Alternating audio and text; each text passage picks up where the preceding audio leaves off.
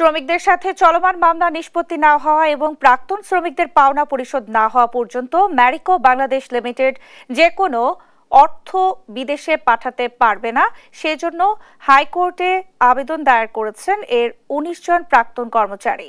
গেল ১৪ মে হাইকোর্টের প্রতিষ্ঠানটির বিরুদ্ধে প্রায় ১,৮২২ কোটি টাকা দাবি করে এই আবেদন দাখিল করেন তারা।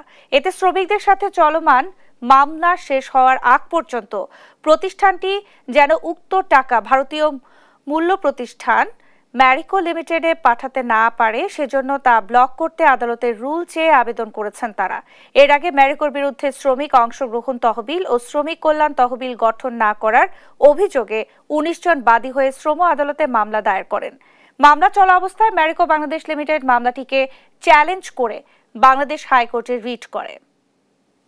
আমরা আবেদন করেছি এই ১৮২২ কোটি ৯৮ লক্ষ টাকা যেন ব্লক করা হয়, আবেদন করেছি এবং এই টাকাটা রেখে দেওয়া হয় যে ডিসপোজাল অফ দ্য হোল, এবং এই বিষয়ে সুরাহা হওয়ার আগ পর্যন্ত এই টাকাটা যেন ম্যারিকো বাংলাদেশ লিমিটেড ইন্ডিয়াতে পাঠাতে না।